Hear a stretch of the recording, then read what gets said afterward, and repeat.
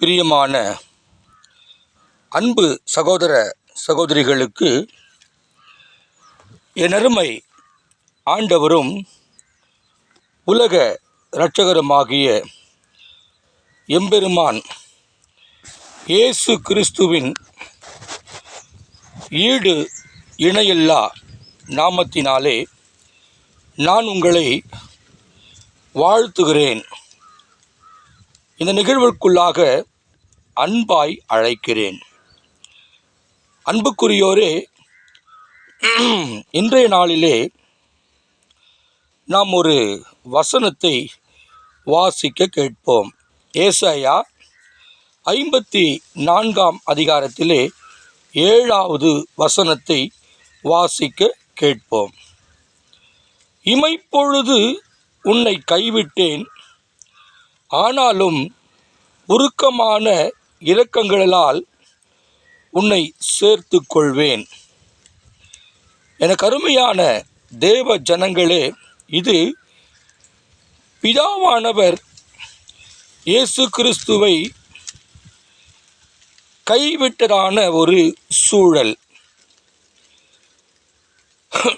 இந்த காலகட்டங்களிலே நாம் இப்படிப்பட்டதான ஒரு கைவிடப்பட்ட சூழலிலே நாம் வாழ்ந்து கொண்டு இருக்கிறோம் என்பதை குறித்து பலர் கவலை தோய்ந்த ஒரு முகத்தோடு காணப்படுகிறார்கள். ஆனால் நான் உங்களுக்கு சொல்லுகிற காரியம், நீங்கள் கைவிடப்படவில்லை. அல்லேலூயா. ஒரு நாளும் கர்த்தர் உங்களை கைவிடவில்லை. உங்களை மறக்குகிற தேவன் அல்ல. உங்களை உருவாக்கினவர் தாயின் கருவில் உருவாவதற்கு முன்னமே உங்களை பெயர் சொல்லி அழைத்த தேவன் உங்களை ஒரு நாளும் அவர் கைவிடுகிற தேவன் அல்ல. ஓனர் தொழிலாளியை கைவிடலாம்.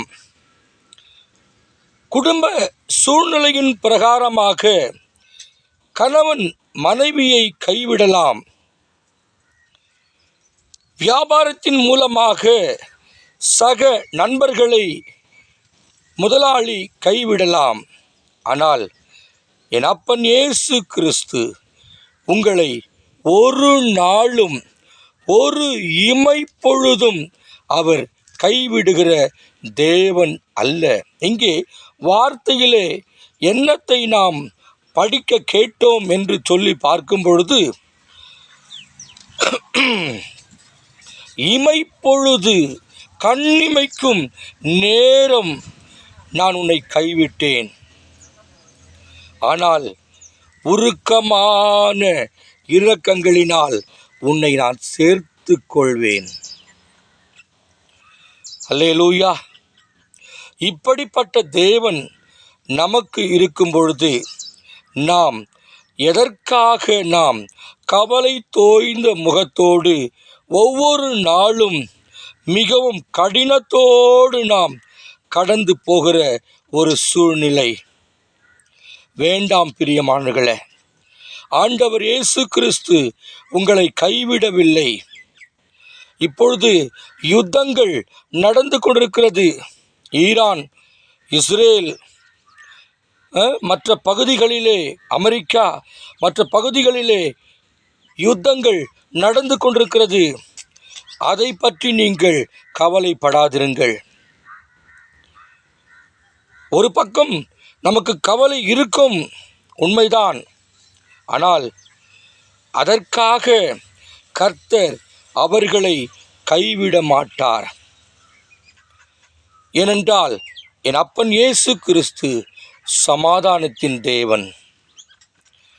அவர் சமாதானத்தை அனுப்புகிற தேவன். அவர் சமாதானப்படுத்துவார். நீ வாழ்க்கையிலே மிகவும் கஷ்டத்தை அனுபவித்து கொண்டிருக்கிறீர்களா? ஐயோ, எல்லோரும் என்னை கைவிட்டு விட்டார்கள், என் குடும்பத்திலே என்னை கைவிட்டு விட்டார்கள். சபையிலே விசுவாச பிள்ளைகள் என்னை மறந்து போனார்கள். பலர் என்னை மறந்து போனார்கள் என்று நீங்கள் கவலை தோய்ந்த முகத்தோடு இருக்கிறீர்களா? கவலை வேண்டாம். என் அப்பன் இயேசு கிறிஸ்து ஒரு இமைப்பொழுதுதான் அவர் இயேசுவை கைவிட்டார். ஆனால் உருக்கமான இரக்கங்களினால் அவர் சேர்த்து கொண்டார். நீங்களும் கவலைப்படாதிருங்கள். ஆண்டவர் உங்களை அப்படியெல்லாம் கைவிட்டு விட மாட்டார். கடன் பிரச்சனையா? ஆண்டவரை நோக்கி கூப்பிடுங்கள். உண்மையாய் அவரை நோக்கி கூப்பிட்டு பாருங்கள்.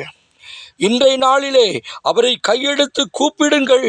கர்த்தாவே, நீர்தான் எனக்கு எல்லாம் ஆண்டவரே என்று அவரை இரு கரம் நோக்கி வானத்திற்கு நேராய் உங்கள் கரங்களை உயர்த்தி நீங்கள் காண்பிப்பீர்கள் என்று சொன்னால், நிச்சயமாகவே என் அப்பன் இயேசு கிறிஸ்து உங்கள் அருகாமையிலே வந்து, மகளே பயப்படாதே என்று கரத்தை பிடித்து உன்னை தூக்கி எழுப்புகிற தேவனாயிருக்கிறார். ஒரு நாளும் பயந்து போகாதீங்க. ஒவ்வொரு சூழ்நிலையை பார்த்து பயந்துராதீங்க. கர்த்தர் உங்களோடு இருந்து உங்களை என்றைக்கும் அவர் பாதுகாப்பார். நாம் ஜெபிக்கலாமா? பரலோக பிதாவே, இந்த வேளைக்காக ஸ்தோத்திரம். ஏசாயா 44 அதிகாரத்திலே 7வது வசனத்திலே, இமைப்பொழுது உன்னை கைவிட்டேன், ஆனாலும் உருக்கமான இரக்கங்களினால் உன்னை சேர்த்து கொண்டேன் என்று எங்களை தைரியப்படுத்தியிருக்கிறீர். அதற்காக நன்றி.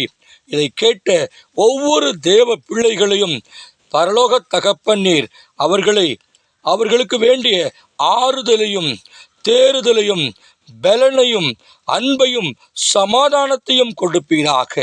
ஆசீர்வதியும். இயேசு கிறிஸ்துவின் நாமத்தினாலே வேண்டுகிறோம் நல்ல பிதாவே. ஆமேன், ஆமேன்.